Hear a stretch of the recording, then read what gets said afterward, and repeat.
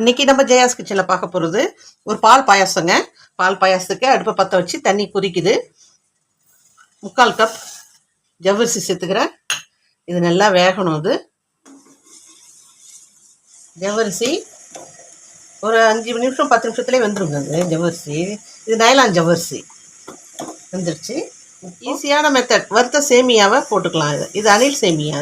இதுவும் ஒரு 2 நிமிஷம் 3 நிமிஷத்துலேயே வெந்துடும். ஜவ்வரிசியும் சேமியாவும் நல்லா வெந்திருக்கு. இப்போ இந்த ஸ்டேஜில் நான் 1 கப்பு ஜவ்வரிசி போட்டிருந்தேன் இல்லையா, அதனால் நான் 2 கப்பு சர்க்கரை எடுத்துருக்கேன். சேர்த்துக்கிறேன். அதில் ஒரு பிஞ்ச் அளவுக்கு சால்ட் சேர்த்துக்கலாம். சர்க்கரை கஞ்சிருக்கும். ஒரு 1/2 டீஸ்பூன் ஏலக்காய் பொடி சேர்த்துக்கலாம். காய்ச்சி வச்ச பாலை சேர்த்துக்கலாம். இப்போ நெய்யில் வறுத்த முந்திரியை சேர்த்துக்கலாம். நான் திராட்சை சேர்க்க மாட்டேன். பாயாசத்துக்கு முந்திரி மட்டும்தான் சேர்ப்பேன். ஜவ்வரிசி சேமியா பால் பாயாசம் ரெடி.